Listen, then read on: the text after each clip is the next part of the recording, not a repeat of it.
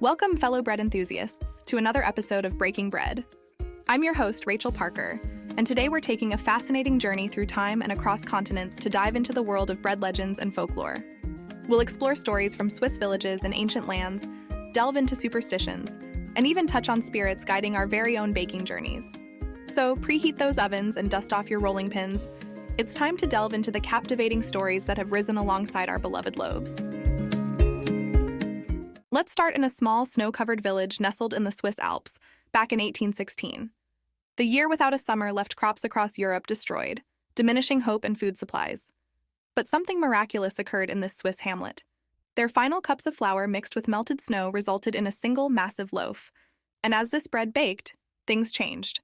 The aroma seemed to push back the frosty cold, and when it was finally sliced, the loaf never ran out. This mystical bread became a symbol of hope, resilience, and the unbreakable spirit of a community united against hardship. From the Swiss Alps, let's venture over to the sun-baked banks of the Nile in ancient Egypt. Here, bread played a divine role, serving as a bridge between the mortal world and the realm of the gods. Bread wasn't just sustenance, it was prepared with great care to form part of the pharaoh's tomb, designed to nourish them in the afterlife. But this reverence for bread as a divine offering didn't stop in Egypt. Just across the Mediterranean, in the marble temples of ancient Greece and Rome, golden loaves were also presented to a pantheon of gods, a bond connecting mortal and immortal with each crusty slice. Today, bread continues holding a special spot in our lives and beautiful superstitions. From Good Friday baking customs passed down generations to symbols found within the loaf itself, bread has woven itself deeply into the fabric of our beliefs. It's a uniting factor all over the world, from kitchens in New York apartments to quaint English cottages.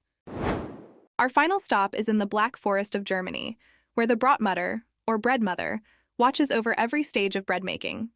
There's an air of reverence in the village bakery as the dough is folded and kneaded and finally baked golden and fragrant. For the bakers of this village, it's not just about skillful baking, it's a collaboration between the earthly and the divine. And remember, dear listeners, each time you make bread, you are partaking in a tradition as old as civilization itself. And who knows? Maybe you'll even feel the touch of the bread mother guiding your hands. As we close our journey through the enchanted world of bread legends and stories, I hope that you gain a new admiration for our humble loaf.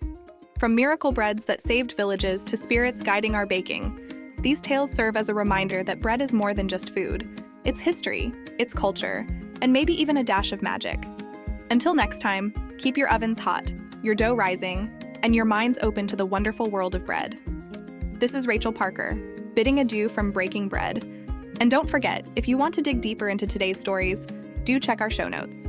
You'll find references like The Folklore of Bread by Marc Alexander and The History of Bread by Bernard Dupaigne, which might give you further insight.